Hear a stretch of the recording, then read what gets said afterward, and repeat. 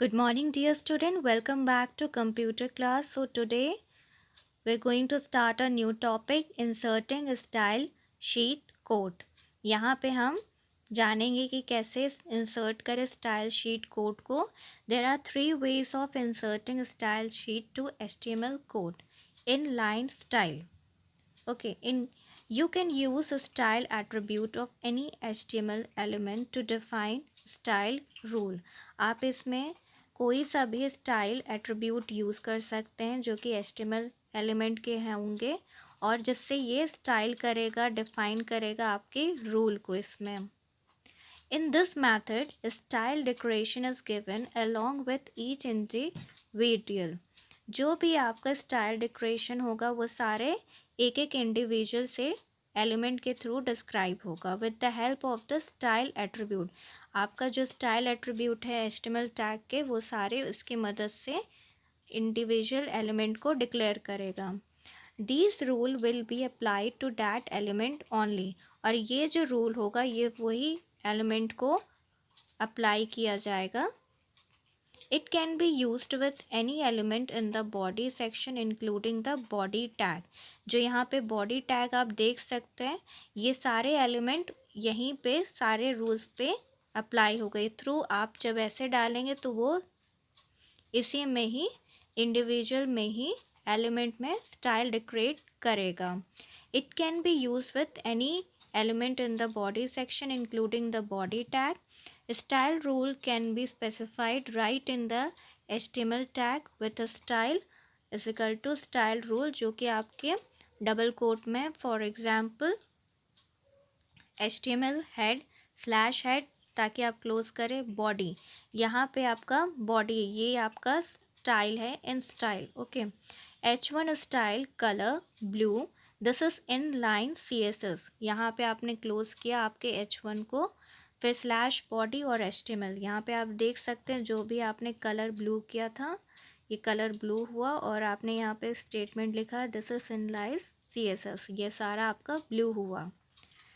Inline CSS का मतलब यहाँ पे specify inline style is useful when you only want to apply those style to a specific element as in this case above. Specifying inline style सिर्फ वहीं पे useful होगा जहाँ आप चाहते हैं कि इस एलिमेंट को हम चेंज करें. It is not efficient to use this style sheet as the declaration is to be repeated with every element even if the same style is to be applied on some other element in a document.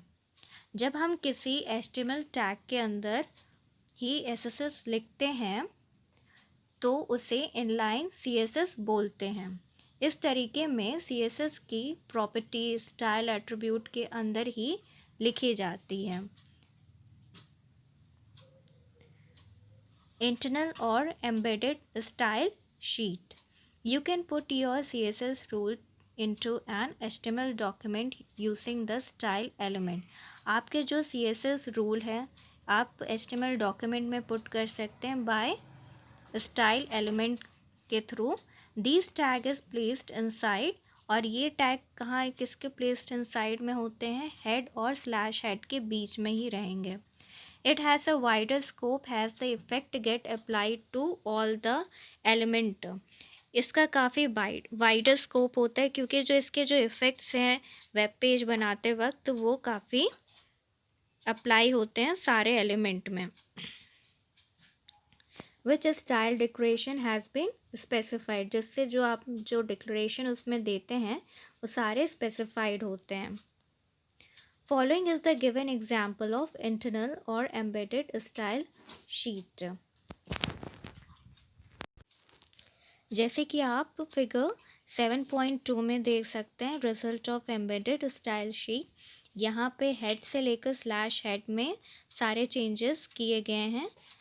जैसे कि यहाँ पे paragraph P4 the colour is purple. Then body background colour linen. H1 colour maroon.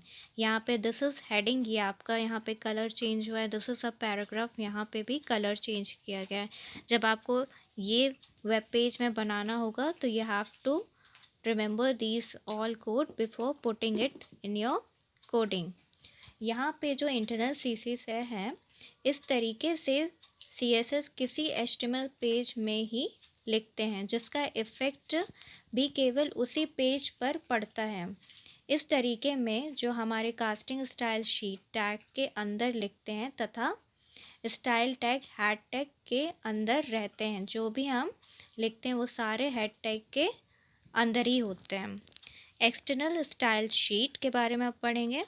An external style sheet is just a text file. ये आपकी एक तरीके का text file है जिसमें containing property, value, style, rule. The only difference between the content of an external style sheet having your own style rule in the document. सिर्फ इसका difference बस यही है कि ये इनके अलग से रूल्स होते हैं। It is that you do not include the style or style tag or any other HTML tag। इसमें ज़रूरी नहीं होता है कि आप ये इंक्लूड करें, इनके स्टाइल रूल अलग होते हैं। The link element can be used to include an external style sheet file in your HTML document।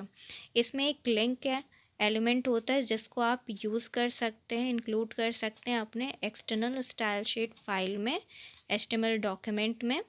To link a HTML document to style sheet, you should place a link to the style sheet in the head of the document।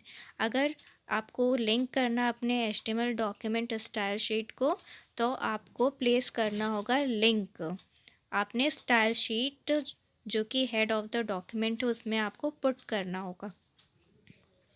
Linking to an external style sheet is ideal when applying a style to many pages।